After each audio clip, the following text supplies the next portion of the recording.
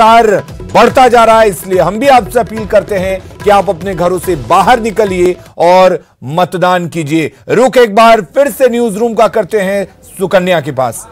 बिल्कुल अलीम, और दर्शकों को हम बड़ी खबर बता दें, गुमला से ये बड़ी खबर आ रही है जहां लाइट की व्यवस्था नहीं है और हम बात कर रहे हैं बूथ संख्या 72 की। जी हां, बड़ी खबर आज की यही है जहां बूथ संख्या 72 पर लाइट की व्यवस्था नहीं है और मोमबत्ती और मोबाइल टॉर्च के सहारे मतदान की पूरी प्रक्रिया चल रही है, जिससे मतदाता और मतदान कर्मी दोनों को परेशानियों का सामना करना पड़ रहा है। सुशील हमारे संवाददाता इस खबर पर फोन लाइन से जुड़ गए हैं। सुशील, खबर यही है कि बूथ संख्या 72 पर बिजली की व्यवस्था नहीं है, आखिर क्यों और कब तक बिजली की व्यवस्था यहां पर दुरुस्त की जाएगी, बताइए।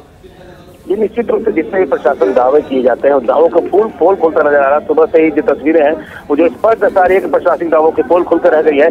पिछले बार भी विधानसभा का चुनाव जब प्रथम फेज में हुआ तो वहाँ भी बिशनपुर में ऐसा ही मामला आया था, जिसके बाद मीडिएटिंग की जो एक्टिविटी हुई थी उसके बाद प्रशासन हरकत में आया था।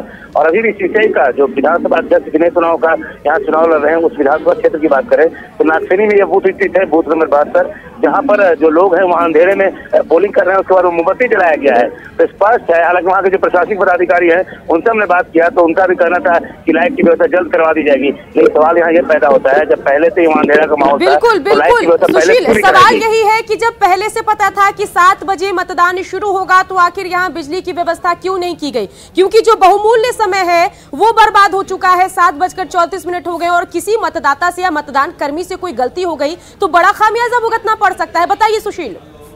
जी निश्चित रूप से जो तस्वीरें हैं वो स्पष्ट दर्शा रही थी। लोग भी इस बात को लेकर शंका व्यक्त कर रहे थे कि जो वो वोटिंग करने जा रहे हैं तो उन्हें स्पष्ट नजर नहीं आ रहा है। जिनको वो मतदान करना चाहते हैं उसका वो फिगर वो जो संख्या वो हम उम्मीद यही करते हैं कि बिजली विभाग को इसकी जानकारी मिलेगी और तुरंत यहाँ बिजली की व्यवस्था दुरुस्त की जाएगी। लेकिन इन सब के बीच बड़ी खबर यही है और खबरें जब भी बड़ी आएगी हम यहीं से ब्रेक करेंगे और सबसे पहले ब्रेक करेंगे और इन सब के बीच अपने मतदाता से, अपने दर्शकों से हम अपील भी करेंगे कि घरों से निकलिए, मतदान करना शुरू कीजिए और तेज गति से मतदान करिए। जलपान बाद में कीजिएगा लेकिन पहले मतदान कीजिए। और चलिए ओवर टू यू अलीम। बिल्कुल, तो बड़ी खबर हम लगातार आपको दिखा रहे हैं।